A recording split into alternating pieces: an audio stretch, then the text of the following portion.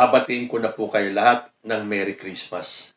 And that goes to all of you, subscribers, viewers, maka-BBM, maka-Lenny, kahit na maka-Duterte. This is the time for loving. Love your friends, more especially love your enemies. Do good to them that hate you.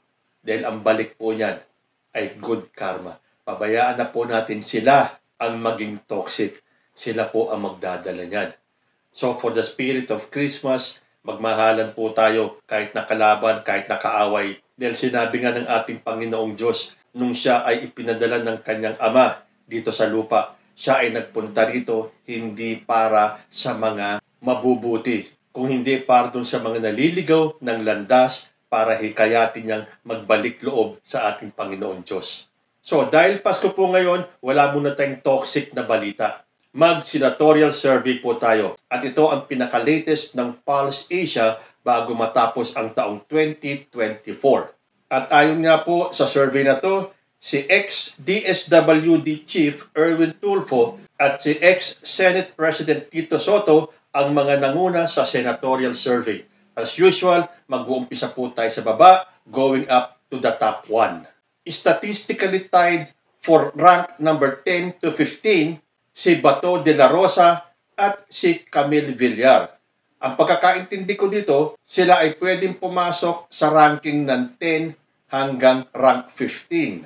So kung ngayon gagawin ang eleksyon, si Bato de la Rosa at si Camille Villar, pwede nilang masungkit ang slot ng 10, 11, 12, 13, 14, 15. Statistically tied naman for number 10 to 14, si Lito Lapid at si Amy Marcos. Ang pagkakaintindi ko rin naman dito, pwede nilang masungkit ang slot na 10, 11, 12, 13, and 14. Hindi na sila bababa sa slot number 14. Hindi tulad ni Bato de la Rosa at ni Camille Villar, pwede pang hanggang 15 slot ang makuha nila. So, si Lito Lapid at si Amy Marcos, pwedeng 10, 11, 12, 13, 14, pero hindi nabababa sa 14. Hindi tulad ni Bato de la Rosa at ni Camille Villar, pwede pa hanggang rank number 15. So si Lito Lapid, si Amy Marcos, si Bato de la Rosa, si Camille Villar, mag-aagawan sa pwestong 10, 11, 12, 13, 14. Pero si Bato de la Rosa at si Camille Villar, pwede pang bumaba ng number 15. Again, ito po ang pagkakaintindi ko ha. Kung iba po ang inyong pagkakaintindi, comment nyo lang po sa baba. At number 7 to 14 naman ay si Abby Binay. So alam na po natin yan. Si Abby Binay pwedeng 7, 8, 9, 10 hanggang 14.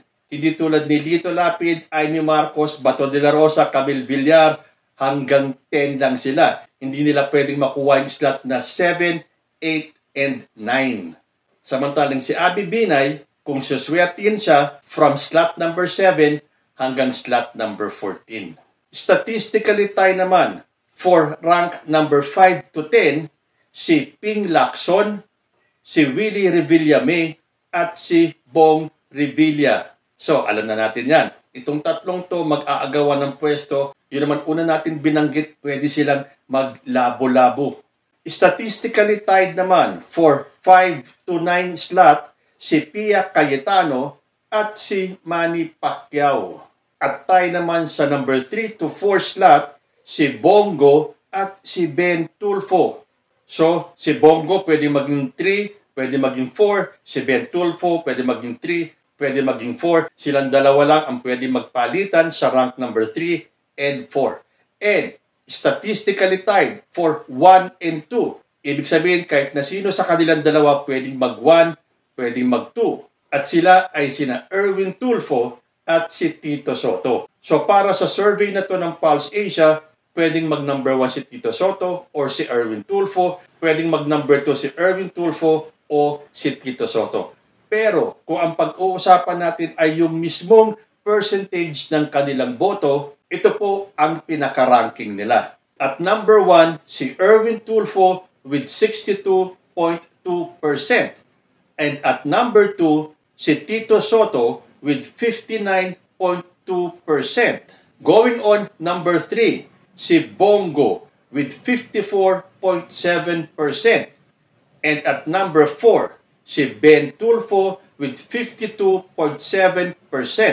At number 5, we have Pia Cayetano at 46.5%, followed by Manny Pacquiao at number 6 with 45%.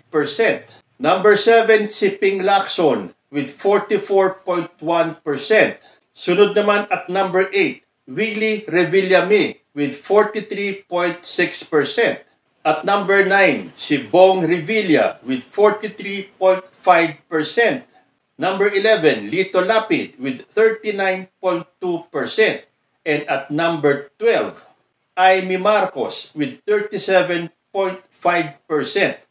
So kung ang susundin po natin ay yung percentage nila, number 1 si Erwin Tulfo, number 12 si Amy Marcos. Nako, konti-konti na lang. Maliligwak na talaga si Amy Marcos. And the last two, number 13, si Bato de la Rosa with 36.9% and Camille Villar at number 14 with 36.5%. So doon po kasi sa magkakadikit ang percentage, nagiging statistically tied po sila. Pero kung ang pagbabasihan na po natin ay yung pinaka-actual percentage nila, yan po ang pagkakasunod-sunod. Erwin Tulfo, Tito Soto, Bongo, Ben Tulfo, Pia Cayetano, Manny Pacquiao, Ping Lacson, Willie Revillame, Bong Revilla, Abe Binay, Lito Lapid, and Amy Marcos from rank 1 to 12. Although pwede pa rin silang masilat ni Bato de la Rosa at ni Camille Villar. So yan po ang pinaka-latest na Pulse Asia Senatorial Survey. Pumasok ba ang mga kandidato nyo sa top 12?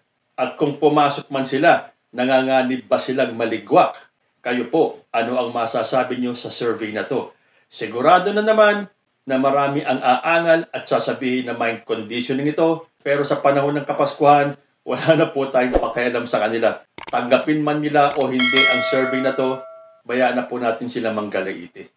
Kayo po, nasa top 12 ba ang inyong kandidato?